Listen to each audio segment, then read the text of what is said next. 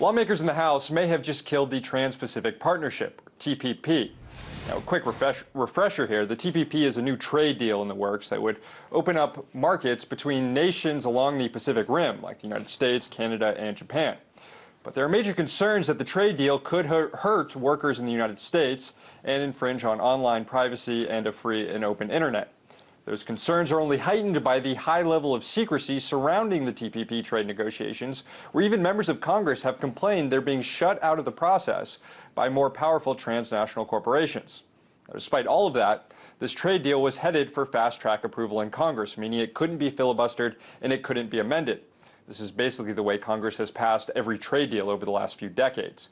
But this time, things may work differently. 170 lawmakers in the House have signed on to a letter telling the Obama administration that they will not grant fast-track authority on the TPP, a move that could effectively kill the trade deal altogether.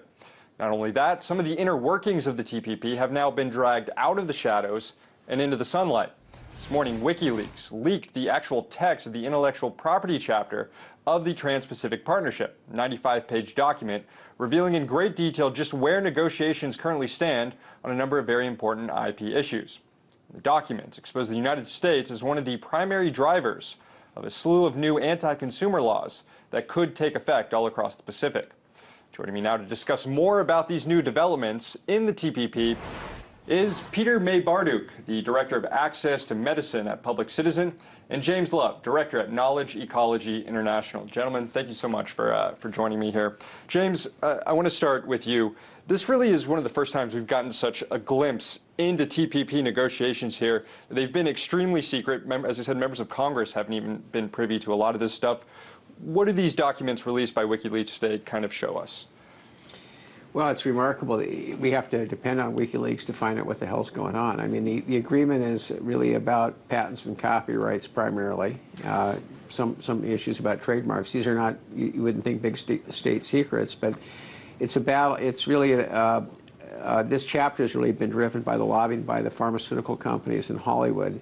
And what you see in here is the United States tabling a whole slew of proposals that would benefit pharmaceutical companies and Hollywood in the patent and copyright area and that sort of thing, and then you see the pushback from other countries, and so you can see on any particular issue how the various members, Japan, Australia, Malaysia, Peru, different countries kind of fall out on these things. And I noticed in your report today that you wrote up, there's still a lot of negotiating to be done. The report showed that on a lot of these provisions, there's not agreement between the United States and other nations, and that gives people who are seeing these documents an incredible opportunity to weigh in here.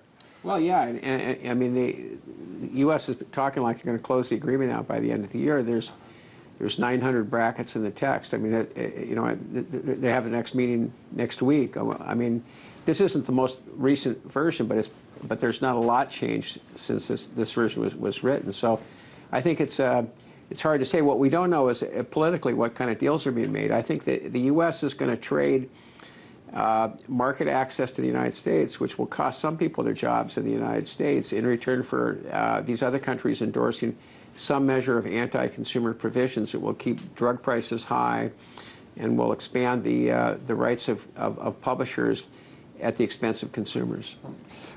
Peter, on this issue of keeping drug prices high, I don't think a lot of people understand, are aware of the patents that go into medicine and patenting surgical methods. What do these documents show about how certain medicines that are created in the U.S. or surgical methods that are created in the U.S.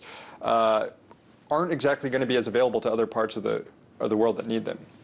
That's right. Well, it's called a trade agreement, but really this is a secretive rulemaking against public health, and it would lead to preventable suffering and death in Asia and Latin America while binding U.S. consumers to high drug prices, bad rules here at home. There are a number of bad proposals that have been advanced by Big Pharma, and as you mentioned, includes, incredibly, patents on surgical methods, the methods that the doctors are actually using on patients, their treatment practices, anything that's not with the doctor's bare hands, potentially patentable, monopolized, You can This is sue something that doctors wasn't over the it. way before, right? I mean, surgical methods used to be something that people could just use that couldn't be patented. There are only two countries in the world that recognize these patents. One is the United States. The other is Australia, which actually opposes the U.S. proposal in the text. 80 countries have banned these procedures outright as an outrageous violation of medical ethics. This move in the House to kind of stand up against this fast tracking of this trade deal, is that really significant? Because if all these countries are coming together to negotiate something, and they're afraid that whatever they come up with, that the U.S. is going to take it back to Congress, and Congress is going to amend it and make all these changes to it, they just might walk away from the table, these other countries. So could this move to not fast track it actually kill the trade deal altogether? Yeah, well, I think you have to have pressure on both sides. It's an outrageous secretive process, and this is going to significantly increase the pressure, not only the congressional move, but the fact that for the first time, countries' proposals are exposed, and the United States is visibly isolated. It has clearly lost the debate and is simply trying to bully and pressure countries by hook or by crook into lining up with Big Pharma and Hollywood anywhere the United States can get that agreement. But it's really not looking very good for those proposals here. James, this deal gives enormous power to transnational corporations, and it weakens the power, to some extent, of sovereign governments to be able to pass laws that affect their own citizens. And this comes down to this whole dispute resolution process and these kind of courts that are created in this deal. Can you explain more about this process by which corporations can sue governments over laws that help consumers? I think that's the most important thing that's going to take place in this agreement. Most trade agreements, or most people think of trade agreements as agreements between countries. The World Trade Organization, you can only have a dispute if a country sues another country, and that does happen, but it doesn't happen with huge amount of frequency, partly because countries are kind of reluctant to do that, and maybe they have, if it's something about their intellectual property laws, they may have something in their own country that they don't really want to fight over.